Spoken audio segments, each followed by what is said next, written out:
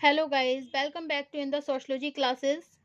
Today our topic is role of technological factors in social change. Okay, then without wasting your time, we start our topic. Okay, role of technological factors in social change. सामाजिक परिवर्तन में प्रौद्योगिक कारकों की भूमिका.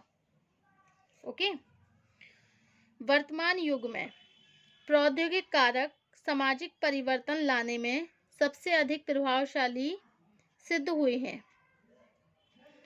वर्तमान युग में प्रौद्योगिक कारक, ये जो प्रौद्योगिक कारक होते हैं, टेक्नोलॉजिकल फैक्टर्स, सामाजिक परिवर्तन लाने में, समाज में जो भी परिवर्तन होता है उसको लाने में सबसे अधिक प्रभावशाली सिद्ध हुए हैं. ओके, आज से कुछ समय पहले तक जब प्रौद्योगिकी का रूप बहुत सरल था, आज से कुछ समय पहले तक जब प्रौद्योगिकी का रूप बहुत ज़्यादा सरल था, तब व्यक्तियों की आवश्यकताएं भी बहुत कम थी. ओके, उनकी जो व्यक्तियों की आवश्यकताएं जो होती थी वो लिमिटेड होती थी, बहुत कम होती थी, ये नहीं है कि बहुत ज़्यादा हो. समुदाय का आकार छोटा रहने से धर्म, जाति और परंपरागत नियमों के द्वारा ही व्यक्ति के व्यवहारों पर नियंत्रण रखा जाता था.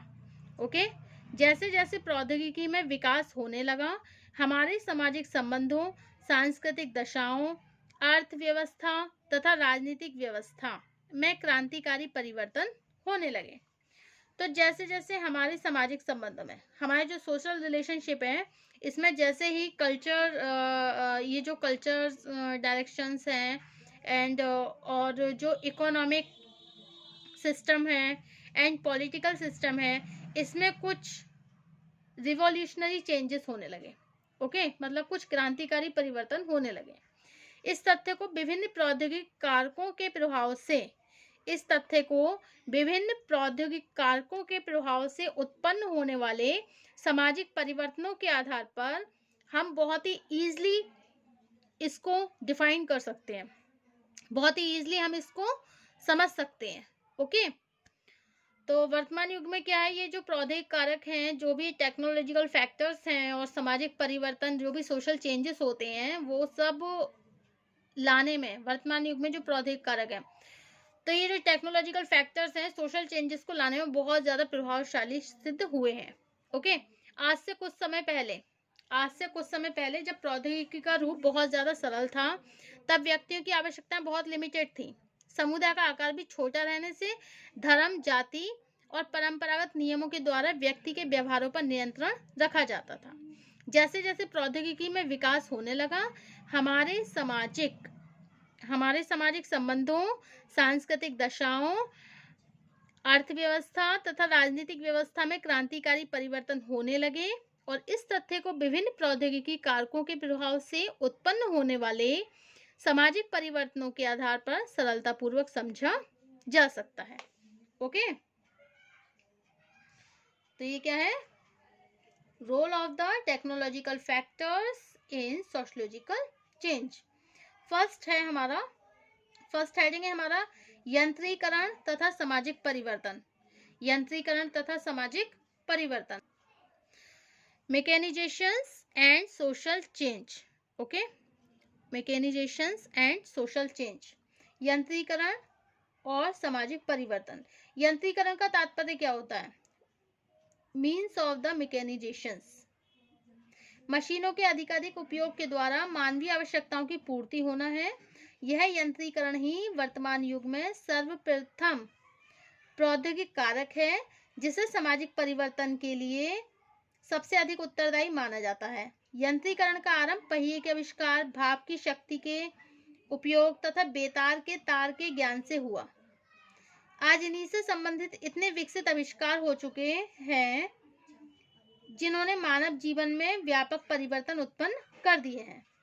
नई नई मशीनों का आविष्कार होने के कारण हमारे सामाजिक संबंधों की प्रकृति, पारिवारिक संगठन, सामाजिक मूल्यों, सामाजिक संस्थाओं तथा व्यवहार के ढंगों में आमूल परिवर्तन होने लगे.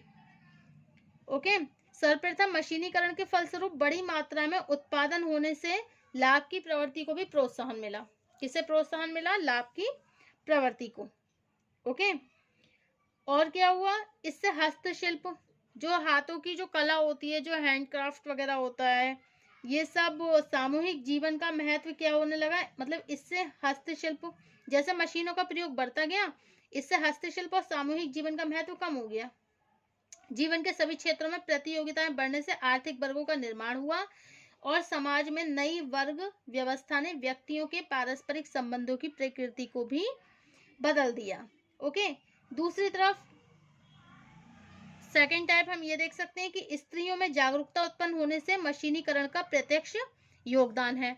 जैसे प्रेशर कुकर, गैस के चूल्हे, कपड़े धोने और सफाई की मशीनों के कारण स्त्रियों को परिवार में इतना समय खाली मिलने लगा कि कपड़े धोने के लिए कपड़े धोने वाली मशीन, ठीक है, और मतलब काफी हद तक व्यक्ति क्या है, प्रौद्योगिक मशीनों पर डिपेंड रहने लगा। स्त्रियों को परिवार में इतना खाली समय मिलने लगा कि उन्हें संगठित होकर शिक्षा और संपत्ति के अधिकारों की मांग करना आरंभ कर दी। उन्होंने संगठित होकर क्या करा, शिक्षा और संपत्ति के अधिकारों की मांग करना शुरू कर दी। तीसरा, यंत्रीकरण के फलस्वरूप एक स्थान पर विभिन्न धर्म, जाति, विचारों के लोगों को साथ साथ रहकर कार्य करने के अवसर भी मिल गए। Okay okay, role of the technological factors in social change में सेकंड टॉपिक है हमारा। सेकंड है change through new technique of agricultural. Okay, agriculture, कृषि की नई प्रविधियों द्वारा परिवर्तन, कृषि की नई प्रविधियों द्वारा परिवर्तन। एंड थर्ड क्या है, परिवहन तथा संचार के साधनों द्वारा परिवर्तन, change through means of transportation and communication. Okay, and fourth, new mode of the production and social change, new mode of production and social change, नई उत्पादन प्रणाली तथा सामाजिक परिवर्तन। Okay, and next, change through technological knowledge, प्रौद्योगिक ज्ञान द्वारा परिवर्तन, change through technological knowledge. Okay, so this is the all factors in social change, this is the technological factors in social change. Okay, then we describe the change through new technique of the agriculture, कृषि की नई प्रविधियों द्वारा परिवर्तन। Okay, कृषि की नई प्रविधियों द्वारा परिवर्तन, कृषि की नई प्रविधियां वह दूसरा प्रौद्योगिक कारक है जिसने सामाजिक परिवर्तन लाने में महत्वपूर्ण भूमिका निभाई है। ओके, कृषि के उन्नत उपकरण, अब कृषि के देखिए कुछ उन्नत उपकरण भी हैं, उन्नत किस्म के, जैसे बीज हैं, बढ़िया किस्म के बीज हैं, पशुपालन की नई प्रविधियां हैं, फसल बोने काटने की मशीनों ने ग्रामीण सामाजिक आर्थिक संरचना में व्यापक परिवर्तन उत्पन्न कर दिए। भारत जैसे कृषि प्रधान देश में कृषि की प्रविधियों में होने वाला कोई भी परिवर्तन संपूर्ण सामाजिक जीवन में परिवर्तन लाने की दिशा में अत्यधिक निर्णायक सिद्ध होता है। ओके, हमारे देश में कुछ समय पहले तक कृषि पूर्णतः परंपरागत और पिछड़ी हुई प्रविधियों पर आधारित थी। इसके फलस्वरूप ग्रामीण जीवन भी बहुत सरल और आत्मनिर्भर था। कृषि की नई प्रविधियों का उपयोग बढ़ने से कृषि का व्यापारीकरण होने लगा और नवीन आवश्यकताओं को पूरा करने के लिए नए बाजारों का विकास हो गया। नेक्स्ट है हमारा means of transportation and the communication. Okay, परिवहन तथा संचार के नए साधन भी सामाजिक परिवर्तन, परिवहन के उन्नत साधन जैसे हवाई जहाज, रेल, बस, कारों के फलस्वरूप विभिन्न समूहों के बीच की स्थानीय दूरी का प्रभाव कम रह गया। इससे सभी समूहों को एक दूसरे के संपर्क में आने का अवसर मिल गया। ठीक है, फलस्वरूप सामाजिक संबंधों का क्षेत्र अधिक ज्यादा व्यापक बन गया। दूसरी ओर संचार की नई प्रविधियां जैसे टेलीविजन, रेडियो, टेलीफोन, फैक्स आदि के फलस्वरूप हम किसी भी घटना की जानकारी कुछ ही क्षणों में प्राप्त कर सकते हैं। इन दशाओं के प्रभाव से विभिन्न समूहों के बीच आदान प्रदान की जो भी प्रक्रिया है वो भी शुरू हो गई। ओके, एक और तो गांव वाले और जो नगरीय समुदायों के बीच जो अंतर था वो भी कम हो गया, और दूसरी ओर विभिन्न समूहों के व्यवहार एक दूसरे की संस्कृतियों से प्रभावित होने लगे। अब नेक्स्ट है आपका new mode of the production and social change, नई उत्पादन प्रणाली, सामाजिक परिवर्तन। अनेक विद्वानों ने नई उत्पादन प्रणाली को सबसे महत्वपूर्ण प्रौद्योगिक कारक के रूप में स्वीकार किया। वर्तमान उत्पादन प्रणाली एक ऐसी प्रविधि पर ही आधारित है, हमारी जो आजकल की ये जो उत्पादन प्रणाली है वो ऐसी प्रविधि पर ही आधारित है जिसमें श्रम विभाजन और विशेषीकरण के द्वारा बड़ी मात्रा में उत्पादन कर सकते हैं। मतलब जिसमें क्या कर सकते हैं, मेहनत के द्वारा और विशेषीकरण के द्वारा, हार्डवर्क के द्वारा हम क्या कर सकते हैं, बड़ी मात्रा में उत्पादन कर सकते हैं। इस उत्पादन का उद्देश्य अधिक से अधिक लाभ प्राप्त करना है।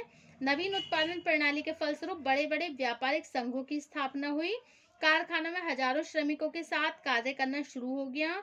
और मार्क्स का विचार है, मार्क्स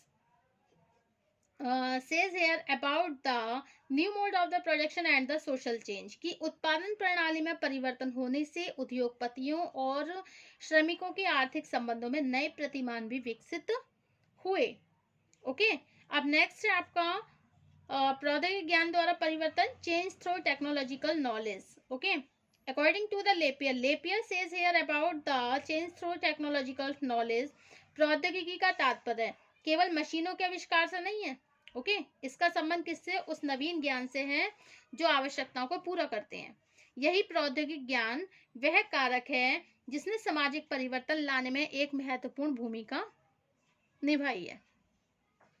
ओके, प्रौद्योगिक ज्ञान एक तार्किक ज्ञान है। प्रौद्योगिक ज्ञान क्या है, एक तार्किक ज्ञान है जिसमें रहस्यमय विश्वास और परंपराओं का कोई स्थान नहीं होता है। प्रौद्योगिक ज्ञान केवल उसी तथ्य को स्वीकार करता है जिसे प्रयोग अथवा तर्क के आधार पर समझा जा सके। इसके फलस्वरूप समाज में लोगों के धार्मिक विश्वास और परंपरागत व्यवहारों का प्रभाव कम होने लगा। प्रौद्योगिक ज्ञान के फलस्वरूप अनेक ऐसे नियम तथा संस्थानों का विकास हुआ, संस्थाओं का भी विकास हुआ। कुछ ऐसे रूल्स, कुछ ऐसे इंस्टीट्यूशन भी डेवलप किए गए जिन्हें कुछ ही समय पहले तक अधार्मिक समझा जाता था। ओके,